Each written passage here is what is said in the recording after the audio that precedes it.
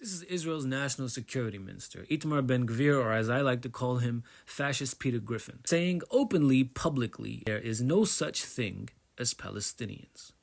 He goes on to say that the only solution in Gaza is voluntary emigration, which is a euphemism for ethnic cleansing, and then calls on the Prime Minister to clarify that the state of Israel will never allow the establishment of a Palestinian state. Now I have to reiterate, this is Israel's national security minister, one of the highest official seats in the country, saying that there is no such thing as Palestinians. Now people will say, oh, this is because of October 7. The October 7 attack made Israelis crazy. They say crazy things. If you go back to the time when people transitioned from cassette tapes to CDs, they were polling Israelis. Liberal Israelis were saying that they'll accept the compromise of Zionism and they'll accept a two-state solution. So let's be clear. If we are being consistent with our use of the English language, Israel has never offered or accepted a Palestinian state. Not once, ever. And nobody uses CDs anymore. And since then, 750,000 of those Israelis have moved to what 157 UN member states call Palestine. Palestinian leadership, on the other hand, for at least 32 years now, has accepted the internationally agreed upon consensus of what a two-state solution will look like and has advocated for it for 3 decades at least. Yeah, but October 7 made these people crazy. Enter Smotrich. Now, this is the finance minister. Again, finance minister in government. I'm not talking about some Israeli on the side of the road on a YouTube interview. I'm talking about someone in government. He published what he called his decisive plan in 2017, 6 years before October 7, in which he says there will never be a Palestinian state, and in which he lays out the options for Palestinians that live between the river and the sea. What he laid out in that document 6 years ago is what Israel is doing now. He says Palestinians have 3 options.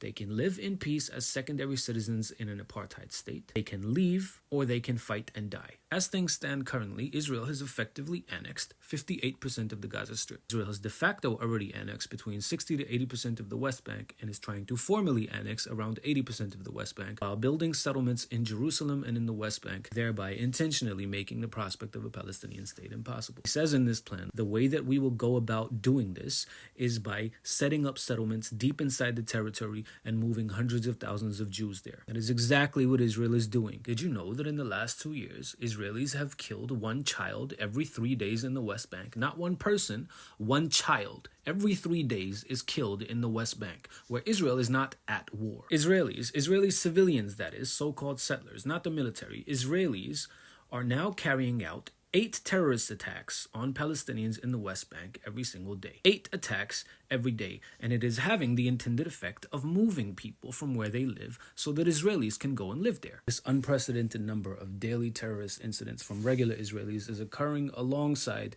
raids by the Israeli security forces, mass arrest campaigns, and demolition orders from the civil administration, such as recently in the village of Al-Khair, where 1/3 of the structures in the village were ordered to be demolished. These 2 prongs of the state policy and the terrorist incidents work alongside each other to expedite the ethnic cleansing of the West Bank so as to lay the pathway for the annexation of increasing proportions of the West Bank. Palestine, what remains of it, is literally being stolen rapidly in front of our eyes from Palestinians. But these are crazy people. They're just mad because of that one day 2 years ago. Okay, let's go further back. 1967, Israel occupies the Gaza Strip and the West Bank. The defense minister, again, not some rando Israeli, the defense minister, Moshe Dayan, says, "We shall say to the Palestinians, we have no solution. You shall continue to live like dogs, and whoever wishes may leave." Since then, it has been Israel's policy to make the lives of those living in the West Bank and the Gaza Strip unbearable, to force them to leave for a better life, while incrementally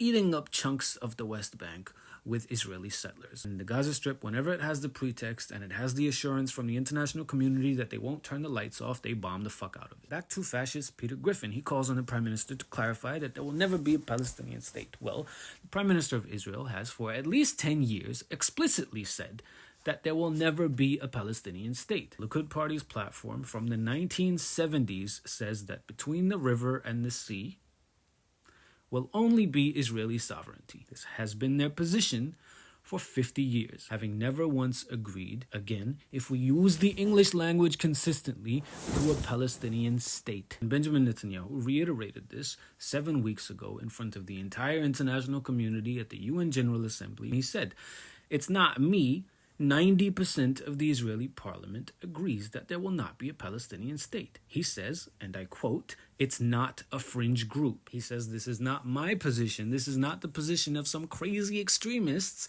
He says, and I quote, "It is the policy of the state and people of the state of Israel." So tell me again that it is Palestinians who do not favor peaceful coexistence.